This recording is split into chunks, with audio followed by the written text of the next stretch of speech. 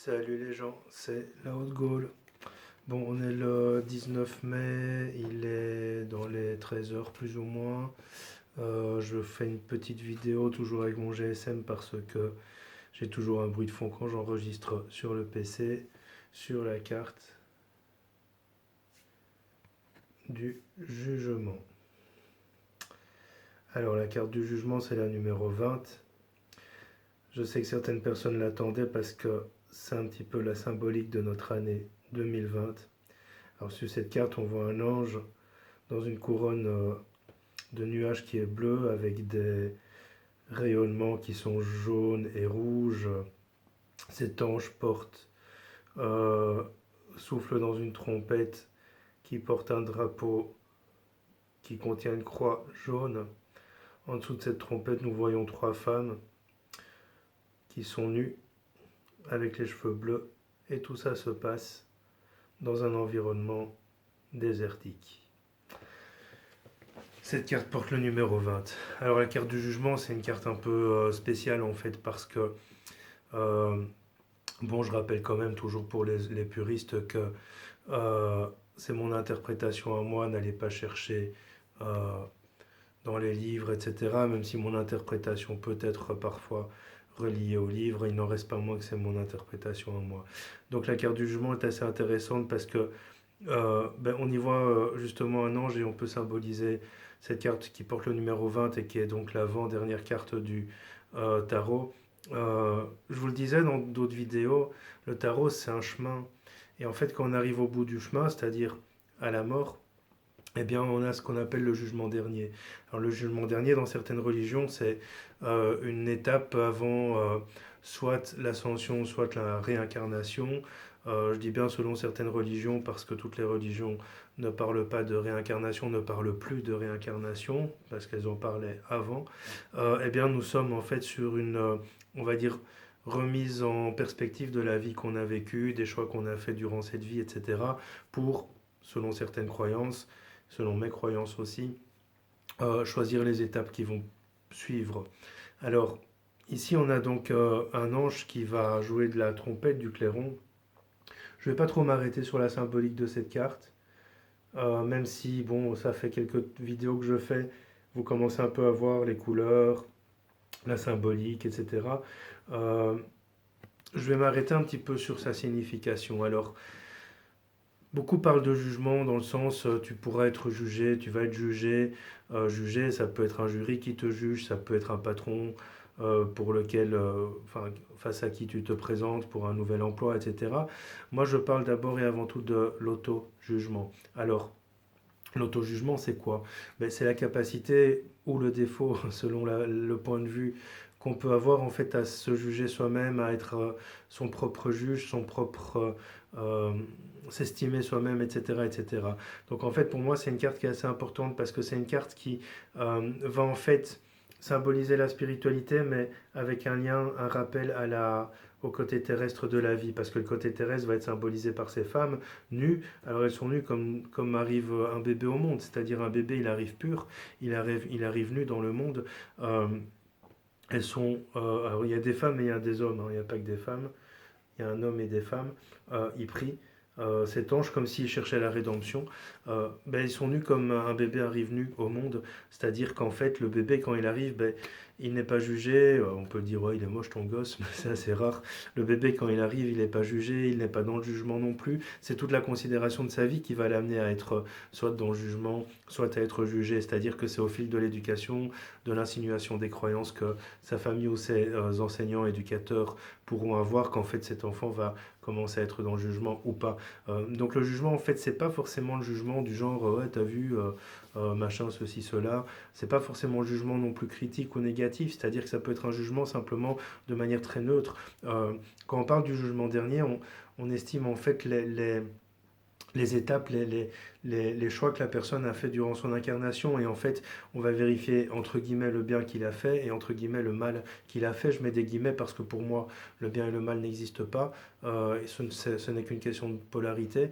Euh, Donc, on va vérifier un petit peu le bien ou le mal qui a été fait. Et donc, sous cette forme-là, c'est un jugement, mais en même temps, c'est neutre parce qu'on va lui dire t'as fait pleurer telle personne, c'est pas bien.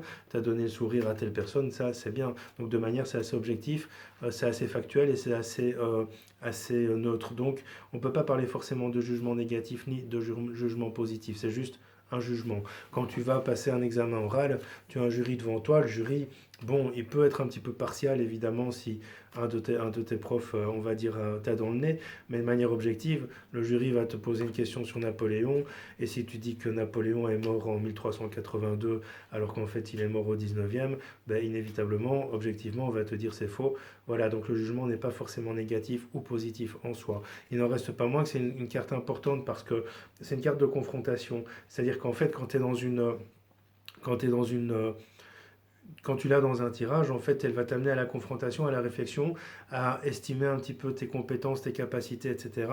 Mais aussi, elle peut t'insinuer que tu vas être effectivement mis à la barre des accusés d'une certaine manière, puisqu'il y a toujours cette notion de jugement. Alors, par exemple, quelqu'un qui professionnellement cherche un nouveau travail à postuler, eh bien, si la carte du jugement sort en position numéro 2, c'est-à-dire tu as la première carte, la deuxième carte qui est à sa droite, c'est-à-dire c'est les événements, enfin, les personnes auxquelles on pense ou les situations auxquelles on pense. Si elles passent en numéro 2, eh bien on va clairement dire que oui, pendant que tu vas chercher ce travail, tu vas être jugé. Effectivement, ce sont tes compétences qui sont censées être jugées, ta manière de te vendre, de te défendre, etc. Donc oui, il y a jugement, mais il n'en reste pas moins que même si elle est dans cette position-là, on peut dire à l'autre que ce sera intéressant au consultant de lui dire que ce serait intéressant peut-être justement de faire entre guillemets son examen de conscience par rapport au travail qu'il cherche, par rapport à ses compétences, par rapport à entre guillemets les mensonges qu'il pourrait peut-être avoir mis dans son CV, etc. etc. Évidemment, si cette carte sortait dans la position du consultant, on pourra leur lui dire clairement qu'il faut qu'il fasse un examen de conscience. Est-ce le travail dont tu rêves? Est-ce celui dont tu as besoin? Est-ce quelque chose que tu feras avec le cœur? Ou alors, enfin voilà, un examen de conscience. Dans le domaine sentimental, on va plutôt parler d'un amour où justement le jugement est très présent, c'est-à-dire que chaque partenaire du couple va être dans le jugement permanent, etc., que ce soit envers l'autre ou que ce soit envers des personnes extérieures, et c'est pas forcément bénéfique ni positif. Mais de manière très générale, cette carte du jugement, elle amène un petit peu à revisiter sa vie, à faire le bilan d'une certaine manière, à trouver un équilibre justement entre ce qu'on était auparavant et ce que la vie nous a amené à devenir. Parce que par exemple, enfin je dis moi, mais c'est pas forcément moi, mais c'est pour donner l'exemple, je suis pas quelqu'un qui juge, mais dans le passé, j'ai jugé parce que je suis un être humain et il m'arrive encore de temps à autre d'être dans le jugement, même si je me reprends assez rapidement. Donc oui, effectivement, si je fais le bilan sur mon passé, sur ma vie passée, je vais dire oui, j'ai jugé, ça m'a attiré telle prise de conscience, telle conséquence, telle répercussion. Donc aujourd'hui, je ne suis plus dans le jugement. C'est l'évolution qui m'a permis ça. Dans l'année qu'on traverse, alors c'est une carte numéro 2, c'est-à-dire qu'elle porte le numéro 20. Euh, Elle va être relative donc au 2, la deuxième carte du tarot d'une part, mais aussi le 2 qui est une certaine forme de dualité, parce que quand tu es en jugement, tu n'as pas toujours envie d'être dans l'autocritique. Parfois, tu as envie de te faire plaisir, d'être fier de toi, et donc être dans l'autocritique, c'est pas toujours bénéfique pour toi, et donc il faut être neutre dans cette autocritique, et le 2 peut générer une certaine forme de dualité. On est dans une année 2020, où il y a deux fois le chiffre 20, vous voyez comment se passe l'année, c'est pas forcément la plus belle année qu'on ait pu vivre, même si tout ça est encore une question de perception et de voyant, enfin de la manière dont on voit les choses. C'est pas forcément la plus belle année qu'on ait pu vivre, en tout cas au niveau des libertés, au niveau des maladies, tout ça, blabla. Je vais pas rentrer dans les détails, mais tout ça pour dire qu'on est dans cette année-là, c'est-à-dire c'est une année où tu es face à un double 20, c'est-à-dire qu'il y a le 20 qui va t'amener à ton propre jugement et le 20 qui va t'amener au jugement du monde extérieur sur toi. Et ça, c'est quelque chose d'assez important de prendre conscience qu'en fait, tu es dans une année où ton travail personnel va consister en fait à faire le bilan sur ta vie. Évidemment, la période de confinement, qui n'est pas vraiment terminée en soi, puisque c'est plus pas vraiment un déconfinement, selon moi, c'est plutôt une tentative de relance économique plutôt qu'un confinement. Mais cette période de confinement est justement idéale pour t'amener à revisiter un petit peu ce que ta vie t'a apporté, t'a permis de faire, de ne pas faire, tes échecs, tes réussites. Personnellement, je ne considère pas l'échec, hein, je considère tout étant comme évolutif et évoluant et permettant d'évoluer. Donc je ne considère pas l'échec, mais on est vraiment dans ce genre d'année. La carte du jugement, beaucoup la voient mal parce qu'en fait, ils ont le sentiment qu'ils vont se retrouver comme quand ils étaient à l'école, à devoir rendre un travail, une interrogation ou un examen dans un délai d'une heure, de 2 heures, et qu'en fait, ils sont jugés par la suite. Et donc, ils sont dans la peur d'avoir un résultat. Et même si on va dire que c'est un petit peu ça que cette carte va insinuer, parce que qui dit jugement dit résultat. Mon prof me juge, donc il y a un résultat. Mon patron, mon futur patron me juge, donc je serai engagé ou pas, promu ou pas, etc. Donc c'est pas forcément le jugement sur lequel tu dois te baser, c'est le résultat que tu attends de ce jugement. Autrement dit, quand je suis dans une énergie évolutive, j'attends de cette entrevue d'avoir un nouveau travail, donc je ne vais pas craindre le jugement, je vais tout faire pour pouvoir obtenir le résultat escompté. Et c'est là où en fait cette carte devient intéressante, parce que dans un tirage, quel qu'il soit, on va te proposer au consultant en fait tout simplement de dire écoute, tu vas passer par une étape peut-être un peu difficile pour toi, il se peut que tu sois mis un petit peu à nu, que tu sois jugé, mais l'important c'est de te focaliser sur le résultat, ça va te permettre justement de ne pas le perdre de vue et donc de pouvoir justement te vendre différemment. Alors comme je le disais, on revient un petit peu là-dessus, l'année 2020, c'est ce genre d'année. C'est-à-dire que c'est une année où on doit rentrer idéalement dans un examen de conscience. Autrement dit, pas par rapport à la maladie, mais le confinement peut permettre ça. L'examen de conscience, c'est-à-dire qu'est-ce que j'ai fait jusqu'à présent, est-ce que je me sens vraiment bien, est-ce que je suis dans une vie qui me correspond, me convient, est-ce que je suis dans une énergie qui me parle, est-ce que je me sens en accord avec moi-même.